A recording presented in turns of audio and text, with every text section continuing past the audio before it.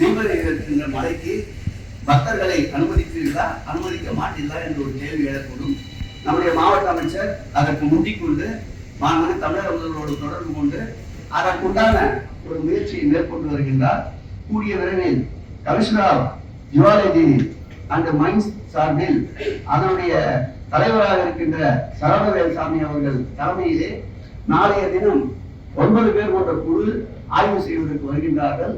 அந்த ஆய்வுக்கு பிறகு அவர்கள் அளிக்கின்ற அந்த ஆய்வறிக்கையை தொடர்ந்து மாவட்டத்துடைய அமைச்சர் நம்முடைய முதலமைச்சர் அவர்களுடைய வழிகாட்டுதலோடு அதற்குண்டான அறிவிப்பை முறையாக நாளை அல்லது நாளை மறுநாளுக்குள் அறிவிப்பார்.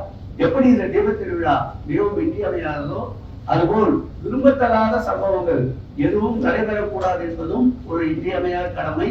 விலை மதிக்க முடியாத மனித உயிர்கள் எந்த வகையிலும் இழப்பு ஏற்படக்கூடாது, மனிதர்களுக்கு எந்த விதமான உபாதைகளும் ஏற்படக்கூடாது என்பதில் இந்த அரசு உறுதியாக இருக்கின்றது. அதை 8 பேர் கொண்ட குழு நாளை தினம் ஆய்வுக்கு வருகின்றது. அவருடைய ஆய்வறிக்கை நெடுநாள் ஆகாது, நாளையோ நாளை மறுதினமோ ஆய்வறிக்கை முழுமை பெறும். அதன் பிறகு மாவட்ட அமைச்சர் முதலமைச்சரோடு கலந்து ஆலோசித்து விட்டு முறையான அறிவிப்பை எவ்வளவு பேர் அனுமதிக்கலாம் அல்லது கடந்த ஆண்டு அனுமதித்தது கூட அனுமதித்தாலும் எந்த விதத்தும் ஏற்படாதா என்பதை முழுமையாக ஆய்ந்த பிறகு இந்த அறிவிப்பை நம்முடைய மாவட்ட அமைச்சர் வெளியிடுவார் என்பதை தெரிவித்துக் கொண்டு, வேறு ஏதாவது தேவைகள் பக்தர்களுக்கு கூடுதலாக இருக்கின்றதா அல்லது வேறு ஏதாவது இன்னும் நன்றாக செய்தால் சிறப்பாக இருக்கும் என்று பத்திரிகையாளருடைய அறிவுரையை கேட்ட பிறகு நிகழ்ச்சியை நிறைவு செய்வோம்.